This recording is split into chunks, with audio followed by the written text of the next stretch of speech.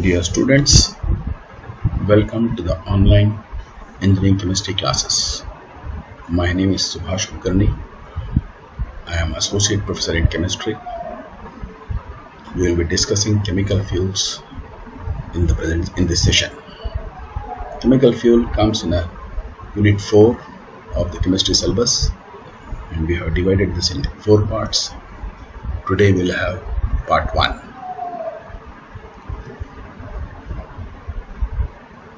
The contents of the chemical fuel, lecture 1, are introduction to energy sources, definition of chemical fuels, classification of chemical fuels, characteristics of an ideal fuel, types of caloric values, problems on higher caloric value and lower caloric value, solid fuel, formation and classification, theoretical calculation of caloric value of a solid fuel by Dulong's formula.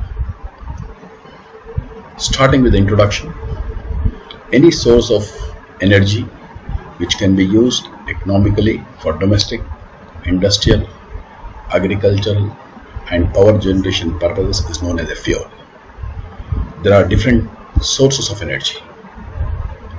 The first is chemical fuels, which are also known as stored fuels. They are also known as fossil fuels. They are generally carbon-containing materials which, by the reaction of combustion, release large quantity of heat which can be utilized for different purposes. The second source of fuel is nuclear fuels.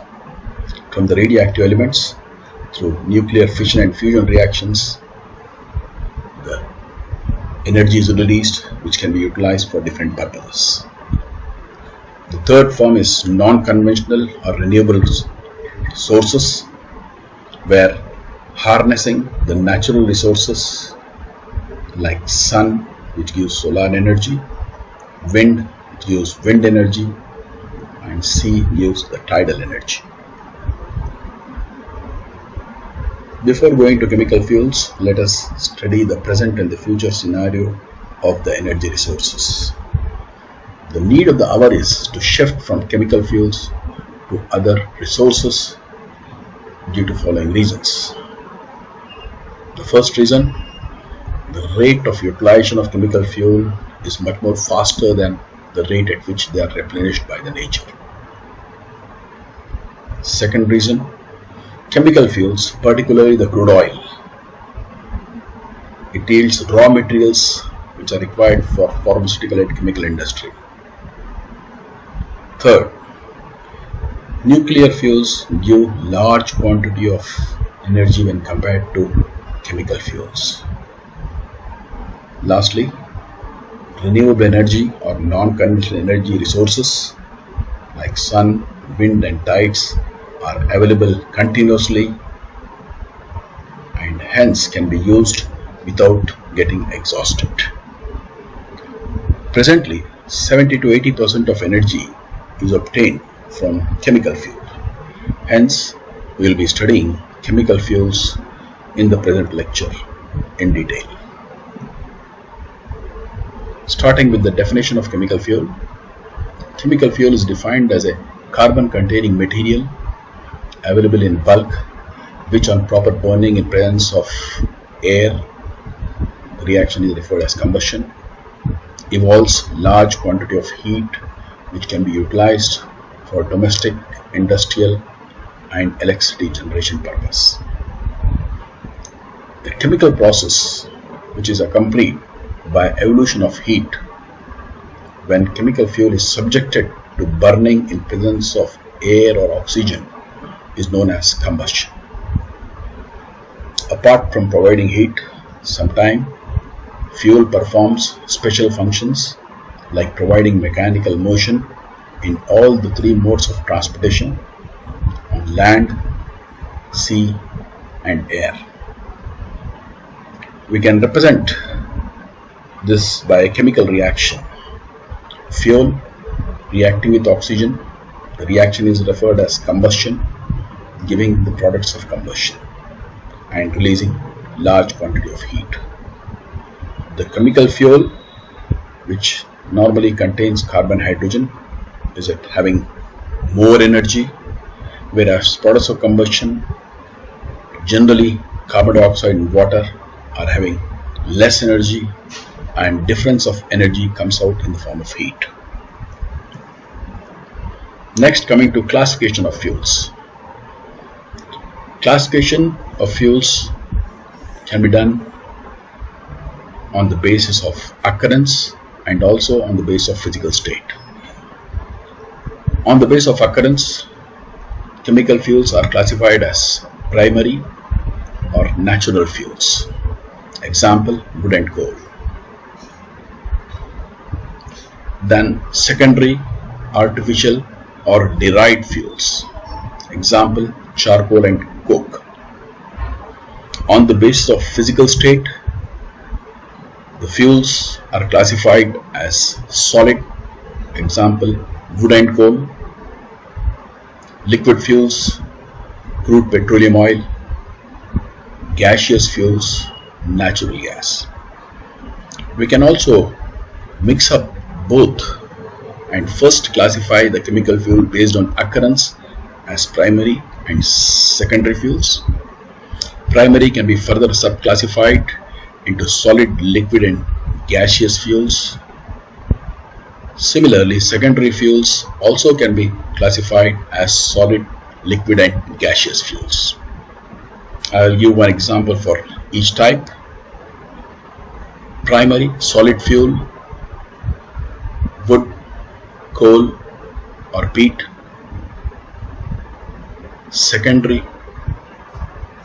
Primary, liquid fuel, crude petroleum. Primary, gaseous fuel, natural gas. Whereas secondary, solid fuel, coke, charcoal. Secondary, liquid fuel, kerosene, petrol and diesel. Secondary, gaseous fuel, liquefied petroleum gas, producer gas, etc. The two important qualities a fuel must have is ignition temperature and caloric value. Ignition temperature is defined as a minimum temperature to which a fuel must be preheated so that the fuel starts burning smoothly. Caloric value determines the heat capacity and is defined as the total quantity of heat liberated when unit mass or volume of the fuel is burned completely in presence of air. Now we will come to the characteristics of an ideal fuel. A good fuel should satisfy following requirements.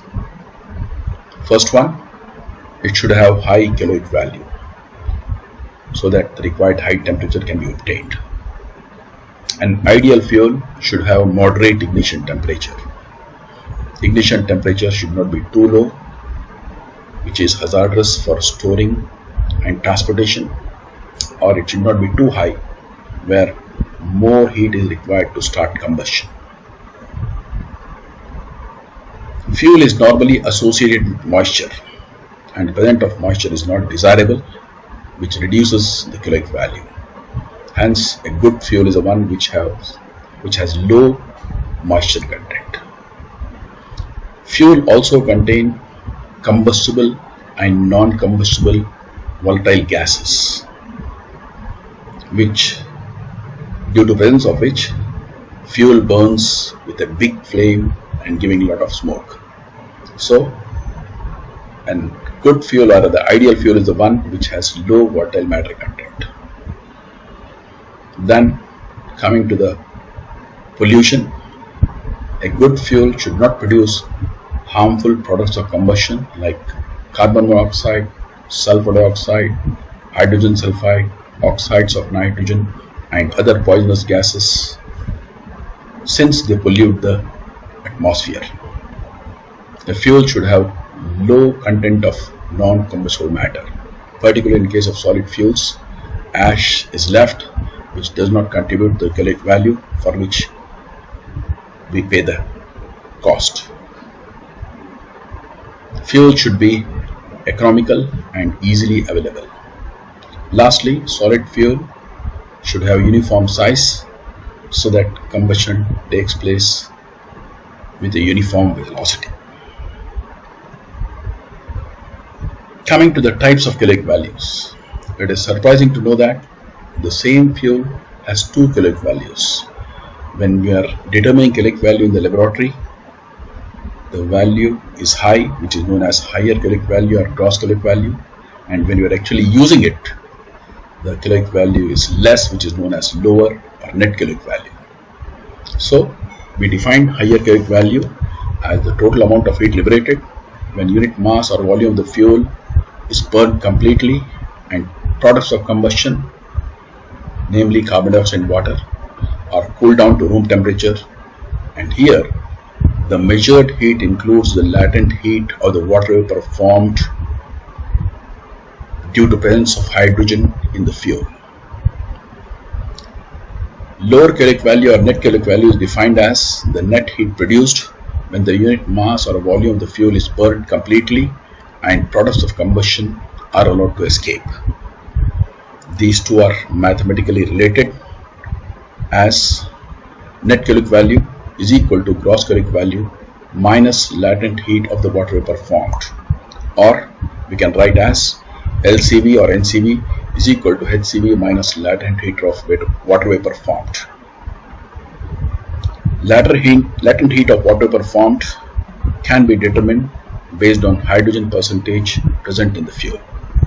So the final equation is LCV is equal to HCV minus 0.09 H into 587. In this equation, H is the percentage of hydrogen and 587 is the latent heat of vaporization of water or condensation of steam, which is taken as. Now coming to the units of caloric values. Caloric value of a solid fuel or liquid fuel is generally expressed in calories per gram or kilocals per kg in the CGS system, and in the British system it is expressed in British thermal units per pound. In case of gaseous fuel, the units used are kilocals per meter cube or British thermal units per feet cube. Relationship between various units: 1 kilocal per kg is equal to 1.8 British thermal units per pound, which is also equal to 1 calories per gram.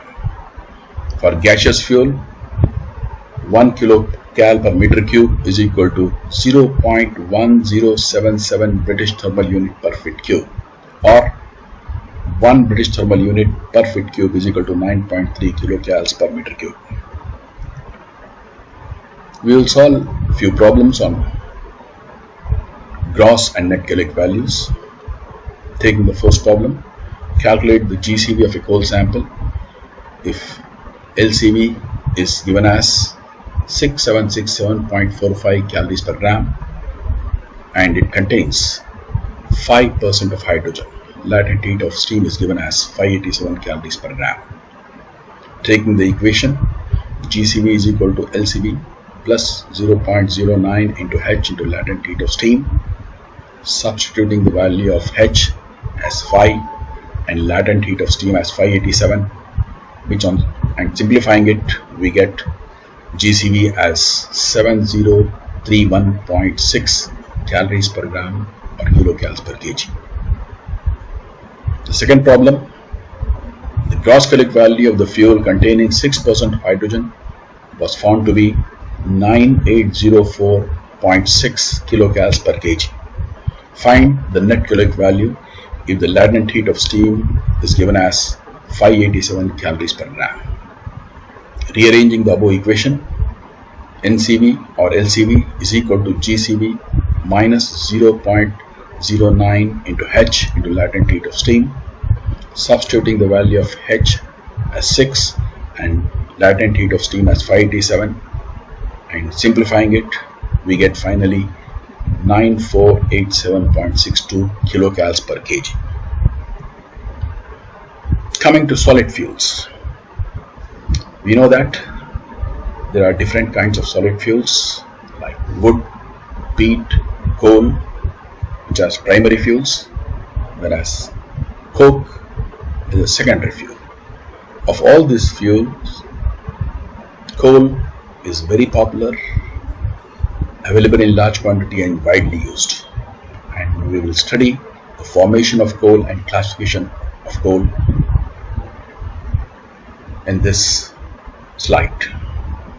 Coal is defined as a highly carbonaceous matter and is regarded as a fossil fuel produced from large accumulation of vegetable matter and alteration of vegetable matter like plants, etc.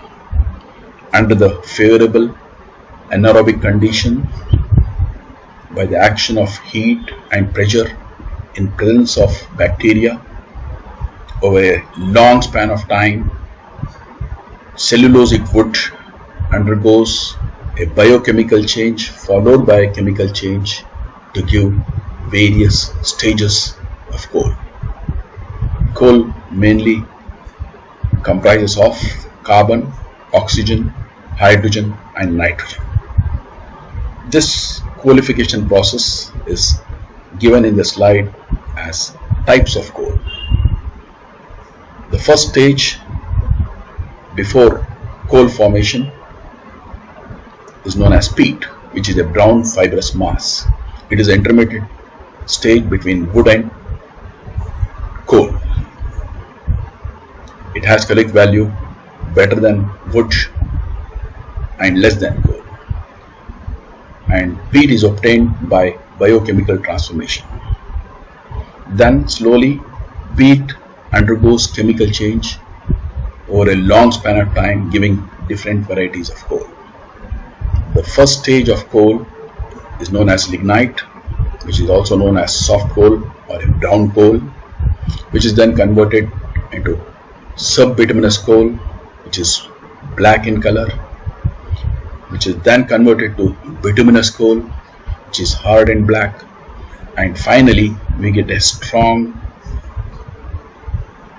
black best form of coal known as anthracite, which consists of shining and dull alternate layers. The transformation of wood to coal is known as destructive distillation. This also is known as qualification of wood. Coal is classified based on carbon content. Following is the sequence of conversion from wood to anthracite. Wood is first converted into peat, which is then converted into lignite, subbituminous coal, bituminous coal and anthracite. During this transformation, there is steady increase in carbon content, hardness and caloric value, and there is regular decline in moisture content, volatile matter content, hydrogen, oxygen, sulfur and nitrogen. We can also calculate the gross caloric value by taking Dulong's formula, which can be written as GCV is equal to 1 divided by 100 big bracket 8080 into C plus 34500 small bracket H minus O by 8 closure of small bracket plus 2240 into S closure of big bracket. The units are calories per gram or kilocalories per kg. Here we require the percentage of carbon, hydrogen, oxygen and sulfur. If you observe this formula, you will realize that individual caloric values of carbon, hydrogen and sulfur are multiplied with the respective percentages, and then we can find out the gross caloric value. Hence, we can solve this if carbon, hydrogen, sulfur, oxygen percentage of the coal is given. Let us solve a problem based on Dulong's formula. A sample of coal has following composition: Carbon 83%, hydrogen 7.5%, sulfur 1.5%, nitrogen 0.6%, oxygen 8.4%. Find the gross caloric value of the fuel using Dulong's formula. Taking the above stated Dulong's formula, GCV is equal to 1 by 100 within brackets 8080 into C plus 34500 within brackets H minus O by 8 closing this bracket plus 2240 into S. Substituting the value of C as 83, H as 7.5, O as 8.4 and S as 1.5 and simplifying it, we get gross caloric value as 8965.25 kilocalories per kg or calories per gram. Finally, one problem is given in the home assignment. The problem reads as: calculate the gross and net caloric value of the coal having the following composition: carbon 80%, hydrogen 7%, sulfur 3.5%, nitrogen 2.1%, ash 4.4%. Latent heat of steam is given as 587 kilocalories per kg.